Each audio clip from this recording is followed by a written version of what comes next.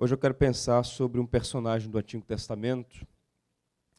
E à luz de Lucas 17:32, nós vamos pensar sobre a mulher de Ló, um sinal de alerta para a igreja. Lucas 17, verso 32, diz assim a Escritura: Lembrai-vos da mulher de Ló. Lembrai-vos da mulher de Ló. Que Deus nos abençoe. Esta é uma advertência solene, porque foi proferida por nosso Senhor num contexto muito especial. Qual é o contexto do capítulo 17 do Evangelho segundo São Lucas? Jesus Cristo está falando sobre o segundo advento. Nós cristãos professamos a encarnação, a morte, ressurreição, a ascensão e retorno triunfal de Jesus Cristo. O nosso Senhor está vivo e Ele voltará. E antes da sua morte, no exercício do seu ministério, Ele deixou claro que Ele voltaria. E nesse contexto de anúncio do seu retorno, Ele está fazendo algumas advertências bem especiais sobre o estado da igreja nos últimos dias. E é interessante porque Ele vai se reportar a alguns personagens importantes da história da redenção no Antigo Testamento. Ele faz menção, por exemplo, à figura de Noé e à figura de Ló.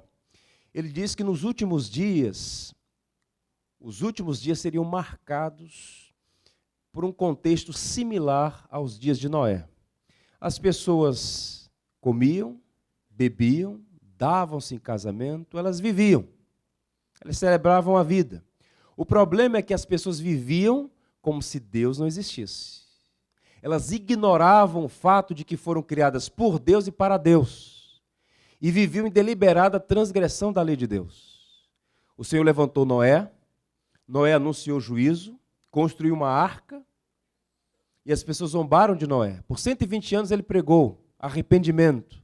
E as pessoas ignoravam e continuavam seguindo o curso de suas vidas, repito, como se Deus não existisse. Até que o Senhor enviou o dilúvio e salvo 8 pessoas. Todas as demais pessoas foram objetos do juízo de Deus. É nesse contexto que Jesus lança essas palavras.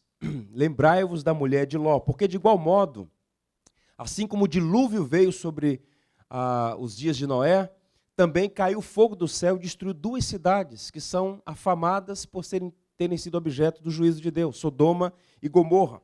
O Senhor está falando, então, dos perigos da falsa segurança e do fato de que este mundo será julgado com reta justiça.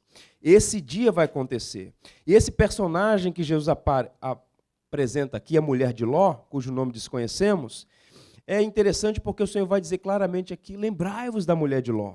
Ele está falando de uma pessoa que conviveu na ambiência da fé, que foi objeto de vários sinais da graça de Deus, alvo da bondade de Deus, mas que pereceu. A mulher de Ló era uma mulher que professava ter uma religião, seu marido era um homem justo, segundo as Escrituras, ela deixou Sodoma com ele, antes de acontecer o juízo, mas olhou para trás e ela sofreu um juízo repentino e irreparável da parte do Senhor. E é interessante essa palavra de Jesus, lembrai-vos da mulher de Ló. E aqui eu queria destacar algumas coisas e a sua atenção. Essa advertência solene torna-se ainda mais solene quando consideramos a pessoa que Jesus menciona. Ele não está dizendo assim, lembrai-vos de Abraão, lembrai-vos de Jacó, lembrai-vos de Moisés. Ele diz, não, lembrai-vos da mulher de Ló. Por que ele diz isso? A advertência é solene quando nós consideramos sobre o tema de Jesus. Ele está falando sobre a segunda vinda, que não vai ser um retorno para a salvação, mas para juízo. Portanto, é um contexto adverso e que tem uma advertência solene.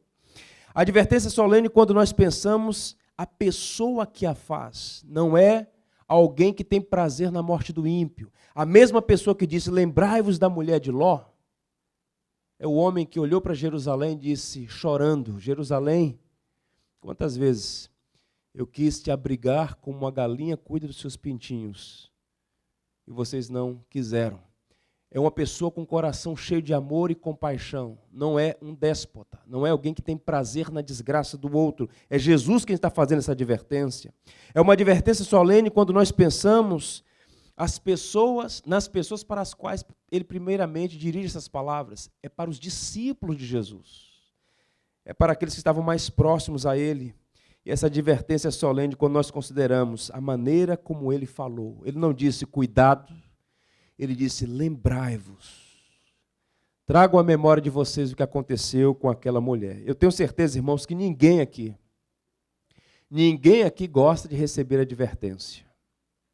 A gente pode até não expressar as emoções, mas quando somos repreendidos, exortados, nós ressentimos, nós nos sentimos de alguma maneira incomodados. Mas observe, o livro de Provérbios diz que o tolo rejeita a advertência, mas o sábio a ouve. E aqui 3 conselhos que estão projetados aí. Quais são os critérios pelos quais nós devemos ouvir essa advertência de Jesus? Primeiro, a natureza da advertência. É essencial ouvir o que Jesus está dizendo aqui. O que está em jogo é o destino da alma. O que está em jogo aqui é o futuro eterno. De modo que quando ouvimos uma repreensão, a pergunta é, qual é a natureza dessa repreensão? Qual é a natureza dessa advertência? Jesus está dizendo aqui justamente sobre isso. Lembrai-vos da mulher de Ló, no contexto do segundo advento. O caráter daquele que adverte, repito, quem é a pessoa que está advertindo aqui? É Jesus. Aquele que deu a vida por você é que está te advertindo. Lembre-se da mulher de Ló. E o propósito dessa advertência não é outro, senão promover em nós senso de vigilância, porque a nossa vida é curta, breve e incerta, e precisamos estar preparados para o encontro com o Senhor. Sidney Mahaney, um pregador muito capaz, disse assim: avisos não são restrições legalistas de um Deus irritado, que é contra a nossa diversão. Avisos são expressões da misericórdia e sabedoria de Deus, que nos são dados para o nosso próprio bem, para nos proteger do pecado e suas consequências. Repito, nós todos de alguma maneira nos ressentimos de advertências e exortações, mas o homem sábio, a pessoa prudente, considera as advertências da palavra de Deus. E nesta noite eu queria que você abrisse sua mente e coração para ouvir as palavras de Jesus. Lembrai-vos da mulher de Ló. E o que essa mulher tem a nos ensinar? O que nós podemos aprender com essa mulher, cujo nome desconhecemos, mas cuja vida foi de mal a pior? Primeira coisa que se destaca aqui, os privilégios que ela recebeu. Uma mulher de muitos privilégios. Observe que nos dias de Abraão e Ló, a fé verdadeira era rara. Era muito raro encontrar pessoas que de fato serviam e adoravam Deus verdadeiro. O que prevalecia no mundo antigo era o politeísmo. O homem tateando nas trevas, adorando múltiplos deuses, vivendo na ignorância. Pouquíssimas pessoas tinham conhecimento de Deus. Pouquíssimas pessoas foram objetos dessa providência graciosa e inexplicável, dentre as quais Abraão e a sua família. Abraão foi alvo dessa graça soberana. Abraão vivia numa terra pagã, em Ur dos Caldeus. Toda a sua família era idólatra, inclusive ele. O Senhor se revela a ele, ordena que ele deixe a sua terra e vá para uma terra que o Senhor iria mostrá-lo. E Abraão começa a conhecer o Deus verdadeiro. E ali o Senhor começa um projeto redentivo. E você e eu somos o resultado desta obra que Deus começou lá atrás por meio do seu servo Abraão. E essa mulher, a mulher de Ló, tinha como marido o sobrinho de Abraão. E, por consequência, tinha Abraão como tio. Ela viu, ela testemunhou vários sinais da graça de Deus na vida da sua família. Ela tinha como marido um homem piedoso, membro da aliança. Não era um homem perfeito, mas certamente era um homem que era membro da aliança. A Bíblia o classifica como justo. Ló foi salvo. Por conta do casamento com Ló, Abraão, o pai da fé, era o seu tio. Tente imaginar isso. Ela tinha como tio o homem que era o pai da fé e chamado de amigo de Deus. Quantas experiências aquela mulher testemunhou. Alguns sugerem que quando Abraão recebeu as promessas de Deus pela primeira vez, ela testemunhou aquilo. A vida na época, a época não era esse privativismo que a gente vive hoje. As coisas eram feitas comunitariamente. Abraão testemunhou para a sua família o chamamento de Deus e o fato de que só o Senhor é Deus.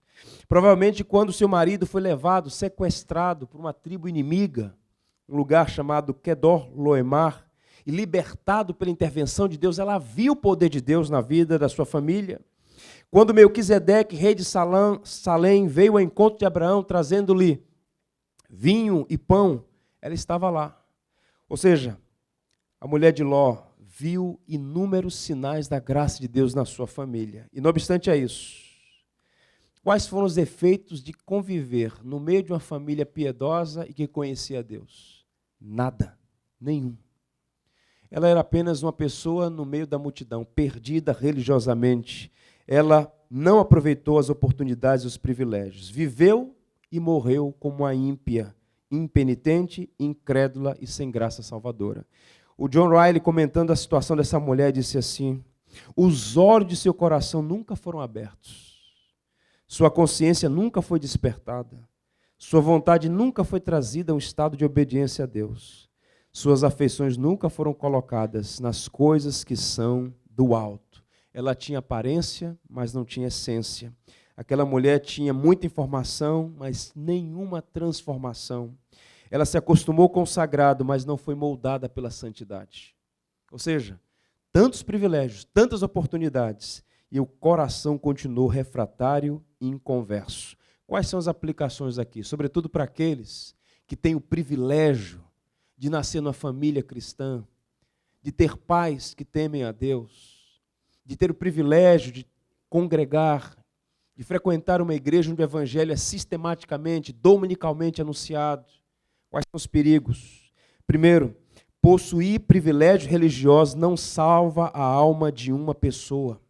Você pode ter muitos privilégios, mas ouça uma coisa, Deus não tem netos, Deus só tem filhos e filhas. Filhos de crentes não são crentes. A experiência do seu avô, da sua avó, do seu tio, da sua tia, do seu pai, de quem quer que seja, é inútil se você não tiver um relacionamento pessoal com Jesus Cristo. A salvação é pessoal, é individual. Observe que o indivíduo pode ter muitas vantagens. Ela pode habitar no meio da luz, ao conhecimento, à santidade, às boas companhias, pode conviver com tudo que é bom e moralmente correto, e ainda assim se perder. Uma segunda aplicação, a salvação de uma pessoa exige muito mais do que privilégios. A leitura do Antigo Testamento, em particular do Antigo Testamento, mostra homens e mulheres que tiveram muitas oportunidades e não aproveitaram. Joabe era capitão de Davi, se perdeu. Geazim era o criado do profeta Eliseu, se perdeu. Demas, o companheiro do apóstolo Paulo, amou o mundo e se perdeu. Agora está aqui a mulher de Ló, vivendo na companhia do seu esposo, na convivência com Abraão, pai da fé, e ela então se perde para sempre. João Calvino, comentando essa passagem, disse assim: o mesmo fogo que derrete a cera endurece o barro. O mesmo sol que faz a árvore vivente crescer, seca a árvore morta e a prepara para queimar. Nada endurece mais o coração do homem do que uma familiaridade estéril com as coisas sagradas. Eu cresci num lar cristão, mas em algum momento da minha história eu tive que me arrepender dos meus pecados e entregar minha vida a Cristo. A experiência do meu pai, a experiência da minha mãe, dos meus avós, dos meus tios, dos amigos na igreja, não eram úteis para a minha salvação. Era necessário que houvesse uma conversão do meu próprio coração. Conviver numa família cristã é uma bênção. Mas, observe, pode também ser um grande perigo à medida que a gente se acostuma com o sagrado e o coração continua empedernido, embrutecido. Costumamos a cantar canções lindas, canções belas, acostumamos a ouvir sermões dominicais, mas o coração distante do Senhor, que perigo terrível. Mais uma vez eu digo, não somente os privilégios fazem as pessoas cristãs, mas a graça do Espírito trabalhando no coração e trazendo o homem das trevas para a luz. Deixa eu te contar uma história, talvez você não saiba. Um homem chamado Charles Darwin. Qual é a história desse indivíduo? Ao contrário de algumas pessoas pensam, ele nunca foi ateu. O homem da teoria das espécies. Nasceu numa família de posses, inteligentíssima. Seu avô, Robert, era um médico. Seu pai, Erasmo, também um médico. No primeiro momento, sua intenção era fazer medicina. Ele foi para Edimburgo, na Escócia, estudar. Depois de um tempo, ele abandonou os estudos em medicina, voltou para a Inglaterra e matriculou-se no seminário da igreja anglicana. Ele queria ser um pastor. Por algum tempo ele estudou na faculdade de Cambridge, na faculdade de teologia. Em contato com um zoólogo chamado Alfred Russel Wallace, ele começou a questionar a revelação, a Bíblia como a revelação de Deus. Ele então abraçou a biologia e os postulados do naturalismo científico e abandonou a fé. Ele não disse que era ateu, mas no finalzinho da sua vida começou a afirmar que era um agnóstico, que era impossível conhecer a Deus. Em 1859, ele publica o seu livro, A Origem das Espécies, e nega publicamente que Jesus Cristo é o Filho de Deus. Mas um fato curioso é sua esposa, uma mulher chamada Emma Darwin. Está aí a foto dela. Ela era uma cristã devota e ela escreveu uma carta para ele quando ele estava em viagem, inclusive ao Brasil. Ela disse: há perigo em desistir da revelação, em abandonar o que foi feito em seu benefício, como também de todo mundo. Eu seria a pessoa mais infeliz se eu soubesse que não nos pertencemos um ao outro para todo sempre. Quem já leu a autobiografia dele, recentemente um filme sobre sua história, viu quanto essa mulher sofreu por perceber o seu esposo que conviveu na ambiência da igreja, que chegou a beber da fonte e paulatinamente, gradativamente, foi se afastando ao ponto de negar que Jesus é o Filho de Deus. Quantos privilégios e quantas oportunidades jogadas fora.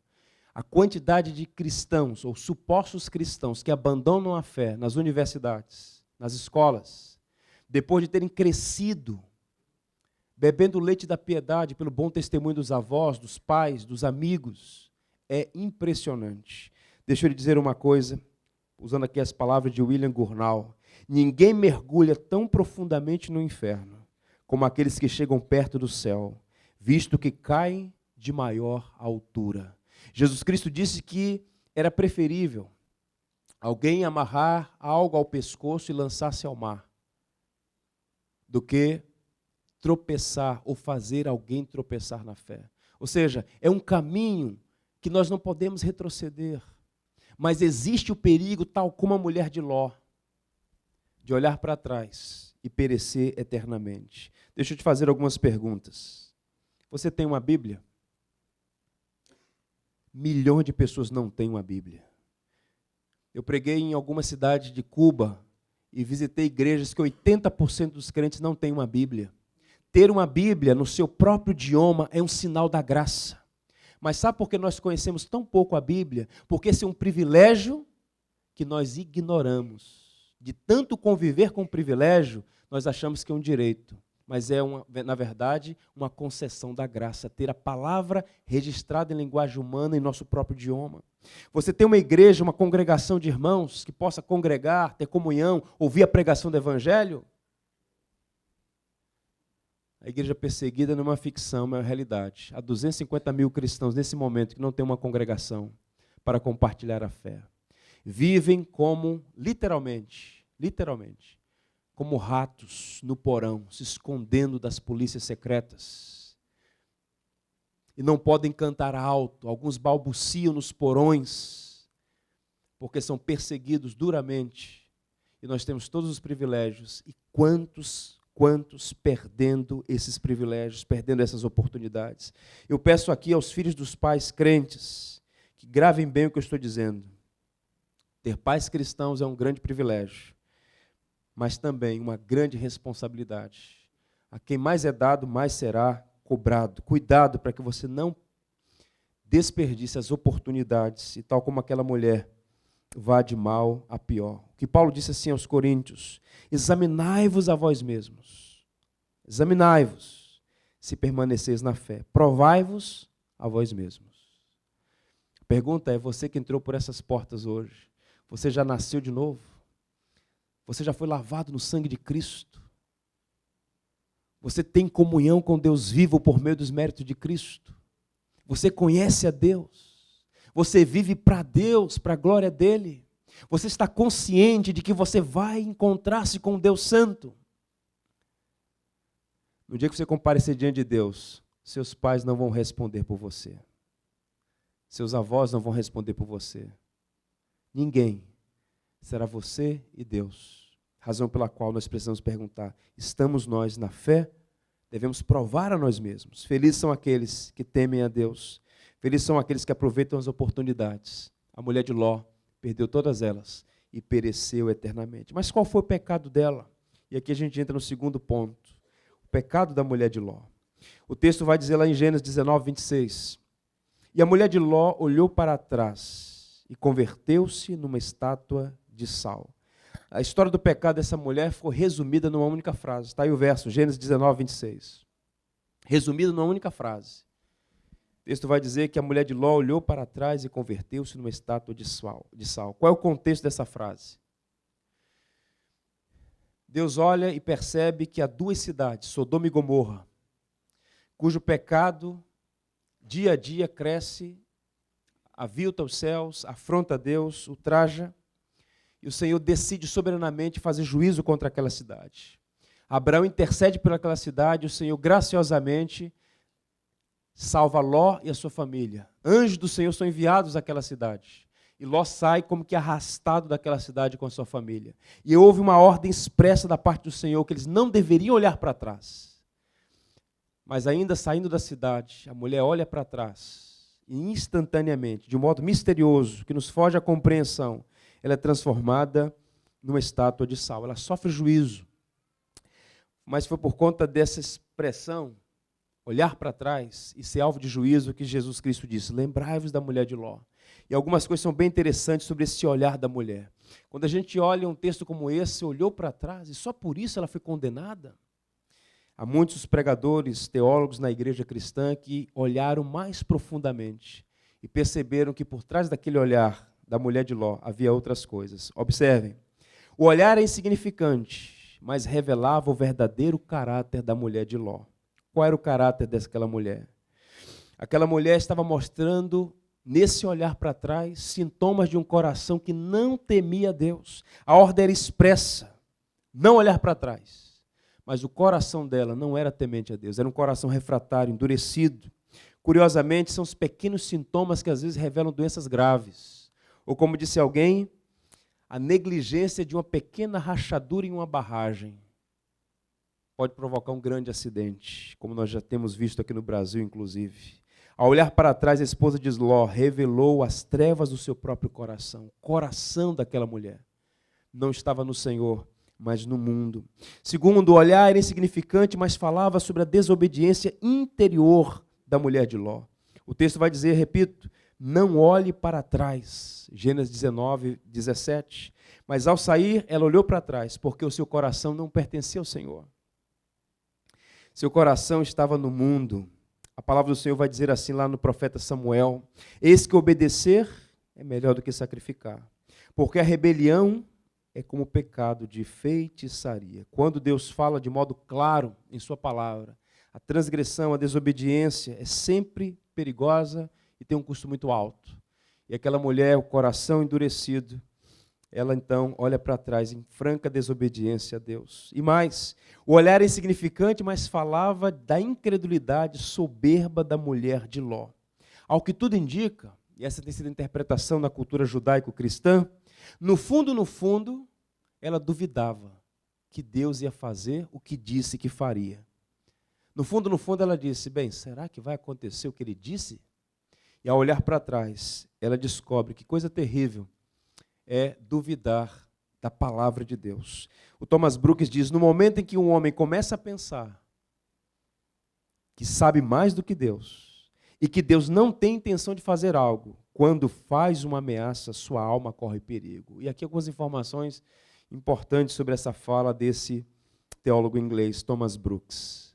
Nós vivemos numa cultura da autoajuda em que parece que as pessoas, supostamente, domesticaram Deus. Elas querem um Deus de amor, elas querem um Deus que abençoa, um Deus que é mais uma figura do Papai Noel bonachão. Todos os atributos de Deus estão em completa harmonia. Deus não pode ser uma coisa a mais e uma coisa a menos.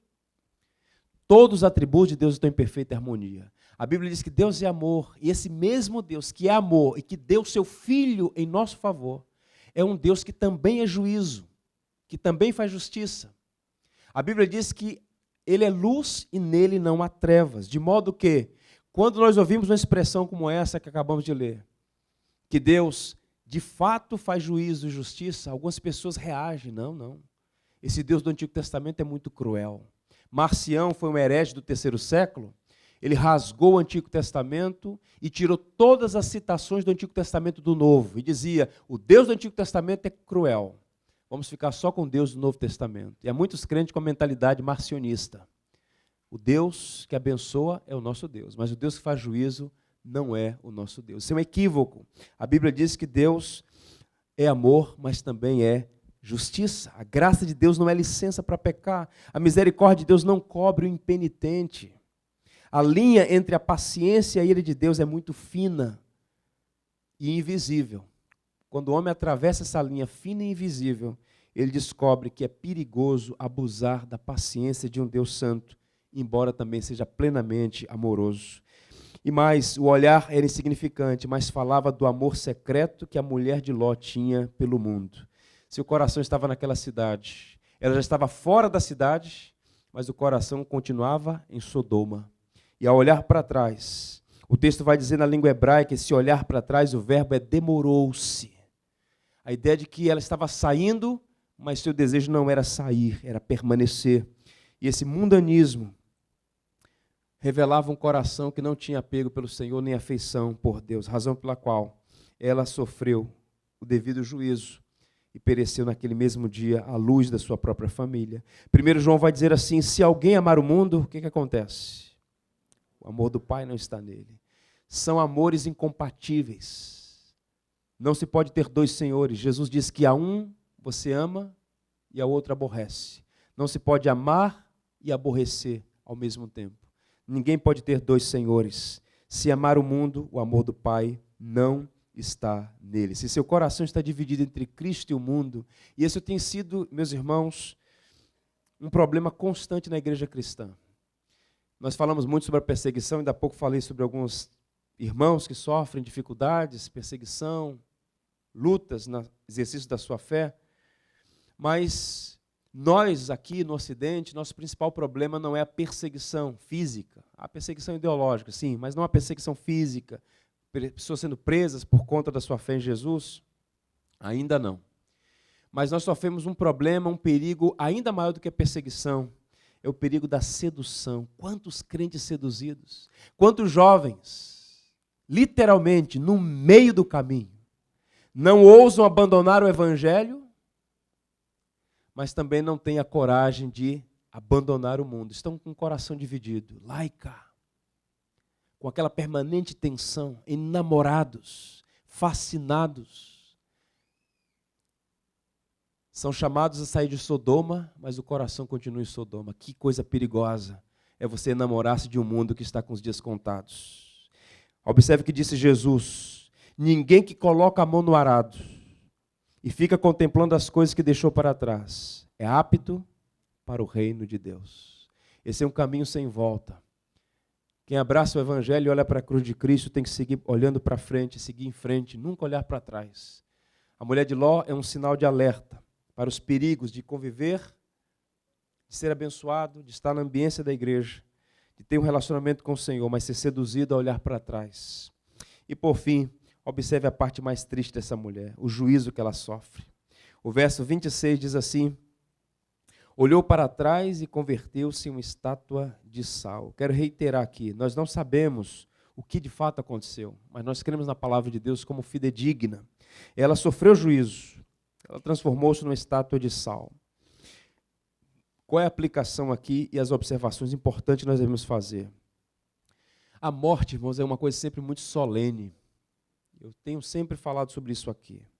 Agora observe, morrer entre amigos, entre os familiares, morrer de modo calmo e silencioso em uma cama, morrer com uma boa e firme esperança por causa da graça, como John Wesley, aos 86 anos, no leito de morte, dizendo, o melhor de tudo é que Ele está sempre conosco. A morte acaba se tornando um meio de graça. O corpo desce à sepultura, mas a alma já está com o Senhor. Paulo diz, morrer é partir, está com Cristo. De modo que o cristão apegado à graça de Deus, não deve ter aquele temor como é próprio dos pagãos, mas a confiança em Cristo, que tem as chaves da vida e da morte em suas mãos. Agora imagine o que é morrer de repente, de uma hora para outra, como resultado de um juízo. Nós nos esquecemos disso com muita frequência, porque essas doutrinas não são mais pregadas nos púlpitos. A ira, a justiça de Deus. Eu já vi muitas coisas, eu posso testemunhar para os irmãos, que há, de fato, uma linha fina entre a misericórdia e a ira de Deus.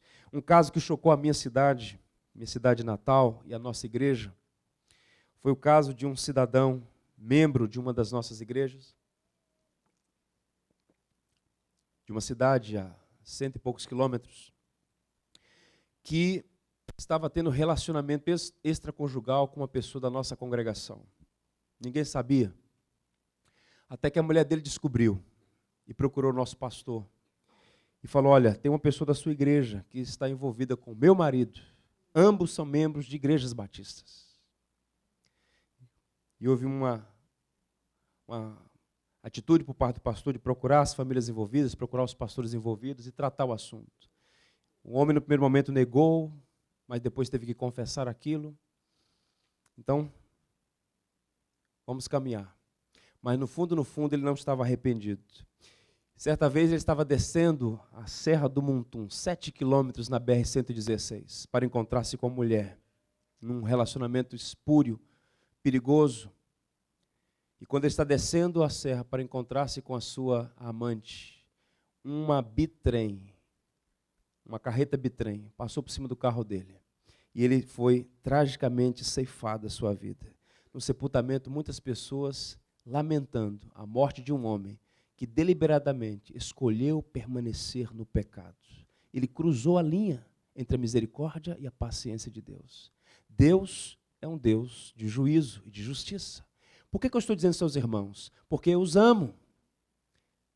O pastor tem que ter compromisso com a verdade.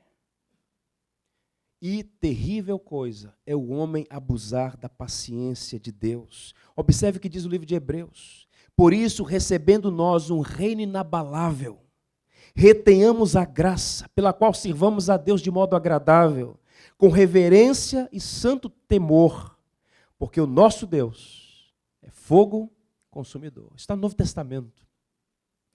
O Deus que é amor também é justiça. O Warren Wiersbe, grande pregador, disse: a advertência de Jesus serve para que os cristãos não amem o mundo, não se tornem amigos do mundo, não sejam corrompidos pelo mundo, pois mais cedo ou mais tarde o julgamento vem. Razão pela qual Jesus está dizendo aos seus discípulos: lembrem-se da mulher de Ló, dos privilégios que ela teve, dos pecados que ela cometeu e do juízo que veio sem aviso prévio, veio sobre aquela mulher. Quais são as aplicações nesse último ponto? Guarde isso no seu coração e nunca se esqueça. O impenitente sofrerá juízo. Deus pode punir de forma repentina e irreparável aqueles que pecam deliberadamente. O juízo virá. Eu fico sempre impressionado quando as pessoas dizem assim: pastor, como é possível um mundo como o nosso? Guerras, fomes, pestes, violência de todo tipo. Essa semana o Brasil ficou estarrecido com o caso aqui do Rio de Janeiro. As pessoas ficam impressionadas com tudo isso e dizem assim: onde está Deus? Onde está Deus? Bem, há várias maneiras de se observar esse cenário. A primeira é achar que Deus está inerte, assistindo a tudo como que as mãos atadas. Dizer, não, é com eles, não vou fazer nada. A outra observação, a outra maneira de olhar o cenário, é observar que o que está acontecendo no nosso mundo é, na verdade, o resultado do juízo de Deus. Paulo disse que a coisa mais terrível que Deus pode fazer sobre a humanidade é entregá-los a si mesmos. É o que vocês querem? Sigam os seus próprios caminhos. O juízo de Deus sobre o mundo está aí, à vista, a todo instante. Os homens escolhendo deliberadamente pecar contra o Senhor e colhem os resultados das suas próprias escolhas equivocadas. Milagre não salva, gente. Faraó viu milagres realizados por Moisés, mas pereceu no Mar Vermelho. Corã, Datã e Abiú ouviram Deus falando no Monte Sinai e pereceram. Ofne e Finéias eram sacerdotes em Israel, mas pereceram. Saul presenciou a plenitude do ministério de Samuel. Pereceu. Acabe foi advertido várias vezes pelo profeta Elias e pereceu. Belsazar teve o profeta Daniel ao lado de sua porta. O profeta Daniel, e ele pereceu. E o caso mais trágico, Judas Iscariotes conviveu com o mestre e pereceu. Todos eles foram quebrantados sem que houvesse cura. A dura cerviz. A morte chegou sem aviso prévio. Mas eu não quero terminar com a mensagem de condenação. Qual é a boa notícia? O penitente alcançará misericórdia. Deus nunca rejeita um coração quebrantado. Ele prometeu manifestar sua misericórdia sobre os homens arrependidos. O que seria de você, de mim, se Deus não fosse misericordioso? O salmista diz assim: Senhor, se observares as nossas iniquidades, quem poderá subsistir? Na outra linguagem diz: Senhor, se os nossos pecados fossem contados, quem poderia permanecer de pé? Ai de nós se não fosse a misericórdia do Senhor. O mundo antigo foi afogado por um dilúvio, Sodoma e Gomorra, destruídas por um fogo da parte de Deus. Sinal de juízo. Noé foi salvo com sua família. Ló foi salvo com seus filhos e filhas. Bem, sinal de que Deus usa de misericórdia também. A minha oração qual é? É que os crentes que aqui estão possam examinar o próprio coração, colocar a vida diante do Senhor, porque cedo ou tarde o Senhor voltará sobre as nuvens dos céus. Todo olho verá o Filho de Deus vindo sobre as nuvens com poder e glória. Será um dia de alegria para muitos, mas de irremediável tristeza para outros. A Bíblia mostra duas emoções naquele dia. A do refratário, a do impenitente, a daquele que, embora alguns deles tenham convivido na ambiência da fé, inclusive fizeram coisas extraordinárias, ouvirão do Senhor: não vos conheço. A Bíblia diz que eles pedirão a morte fugirão deles. Dirão para os montes: caiam sobre nós. Tamanho horror da ira do Cordeiro de Deus. Mas para muitos será um dia de alegria, porque ouvirão dos lábios de Jesus: vinde benditos do meu Pai, possuí por herança o reino que vos está destinado antes da fundação do mundo. Eu oro para que você tenha alegria de ter um encontro com o seu Senhor. Alegria de olhar nos olhos do seu Salvador e pelos méritos dele ter a convicção e a alegria de ver para sempre na face de um Deus reconciliado por meio do sangue de Cristo, como nós cantamos ainda há pouco. Mas é hoje dia de reconciliação, dia de honestidade, de olhar para si mesmo e ver, observar, examinar se nós já passamos por essa experiência do novo nascimento, se a nossa vida já foi transformada pelo Evangelho da graça, porque a graça que salva transforma. O caminho do justo é como a luz da aurora, vai brilhando mais e mais até ser dia perfeito. A diferença entre o cristão e não cristão não é a ausência de pecados, mas como nós tratamos os nossos pecados. Com confissão, com quebrantamento, buscando a misericórdia de Deus, ou permaneceremos com o coração endurecido. Eu encerro lendo dois textos. Um é do bispo inglês, que faz a seguinte advertência: você não pode viver para sempre. Tem de haver um fim algum dia. Um dia, o último sermão será ouvido. Um dia, a última oração será proferida. Um dia, o último capítulo da Bíblia será lido. As intenções, os desejos, as esperanças, os planos, as soluções, as dúvidas, as hesitações, no final, tudo acabará. Você terá de deixar este mundo para encontrar-se com um Deus Santo. Que você seja sábio, que você considere o seu futuro fim, e falta muito pouco para você comparecer diante do Criador. O homem sensato ouve a palavra de Deus e a coloca em prática. Cedo ou tarde compareceremos diante do Senhor. Que Deus nos ajude a aproveitar as oportunidades e a nos reconciliar com Ele por meio de Cristo e confiar somente na obra de Cristo para a nossa salvação eterna. Leamos juntos o que está escrito no profeta Isaías. Que palavra abençoada. Buscai o Senhor enquanto se pode achar. Invocai enquanto está perto. Deixe o perverso seu caminho o iníquo os seus pensamentos. Converta-se ao Senhor, que se compadecerá dele, e volte-se para o nosso Deus, porque é rico em perdoar. Isso é graça. Isso é graça. Buscar o Senhor enquanto se pode achar. Invocar enquanto está perto. Você quer buscar o Senhor? Hoje é dia. Não amanhã. Hoje é o dia. Vamos orar. Curve a sua fronte. Vamos todos falar com Deus. Todos nós.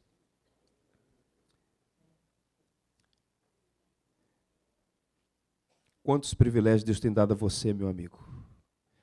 Hoje você ouviu uma palavra de exortação. Prudente será se buscar o Senhor, enquanto você pode achá-lo. Peça a Deus que tenha misericórdia de você e lhe ajude, que Deus o ajude a abandonar tudo que tem desonrado a Ele e voltar-se para o Senhor. Porque Deus sempre acolhe o penitente, o quebrantado, o homem arrependido. Deus é rico em misericórdia, Deus é amoroso, Deus é gracioso. Ó Senhor, nós te louvamos pelas palavras do nosso Senhor Jesus. Palavras de advertência de um Deus que nos ama. Lembrai-vos da mulher de Ló.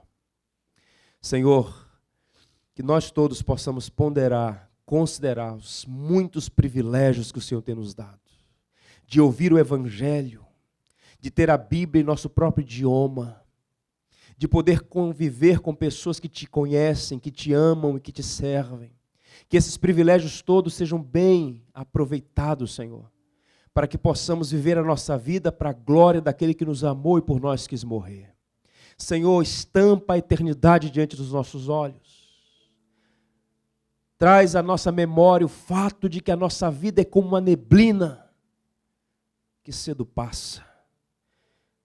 Haveremos de nos encontrar com o Senhor. Ó Deus bendito, que aquele dia seja um dia de glória, de alegria indizível. Que estejamos diante do Senhor revestidos da justiça de Cristo, justificados pelos méritos de Cristo, lavados no sangue de Cristo. E que essa confiança, Senhor, seja evidenciada pela maneira como nós vivemos hoje. Porque o Deus que salva, transforma o nosso coração enganoso, corrupto, molda o nosso caráter, conquista o nosso ser para o Senhor. Ó Deus amado, ajuda-nos a ter um coração inteiramente teu, completamente teu, que tu sejas o amado de nossa alma. Liberta aqueles que estão afeiçoados por este mundo, cujos dias estão contados. O juízo virá, Senhor. Permita que permaneçamos juntos na arca que é Cristo. Quando esta arca for fechada, ninguém poderá entrar. Ó Deus amado, guarda-nos em Cristo, nosso Salvador. Preserva-nos em Cristo, nosso Salvador. Crucificado e ressurreto, triunfante e vencedor, que virá. Eu oro, Senhor Deus, para que esta igreja seja uma congregação de homens e mulheres transformados pelo Evangelho. Uma congregação de homens e mulheres remidos no sangue de Cristo. Por isso, Pai, que o Teu Espírito quebrante corações endurecidos, empedernidos, homens e mulheres de dura cerviz, quebrantados, de modo que possam amar o Senhor, viver para o Senhor. Nessa breve e curta vida, que dons e talentos sejam usados para Ti, Senhor. Ó, aviva a Tua obra no decorrer dos anos, Senhor. Nós Te pedimos isso, Pai, que o nosso coração seja Teu. Queremos voltar ao primeiro amor. Aquele amor que entrega tudo àquele que deu tudo por nós. Lembra-te de onde caíste. Arrepende-te e volta às primeiras obras. Foram as palavras do Cristo vivo. Nesta noite, Senhor, nós queremos voltar a nossa vida para Ti, de todo o coração. É assim que nós pedimos, esse nosso desejo mais sincero, mais íntimo, mais profundo.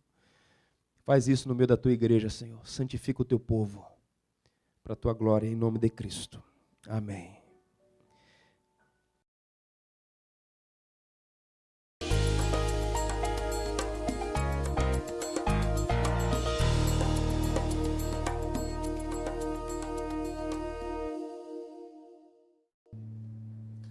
Tu és fiel, Senhor, meu Pai celeste.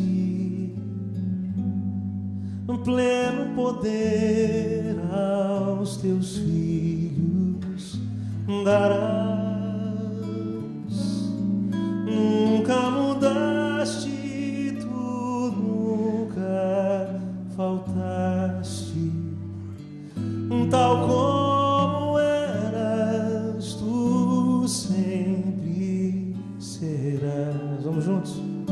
Tu és fiel, Senhor, tu és fiel, Senhor, dia após dia, com bênção sem fim. Tua mercê me sustenta e me guarda. Tu és fiel, Senhor, fiel a mim. Flores e frutos, montanhas e mares, só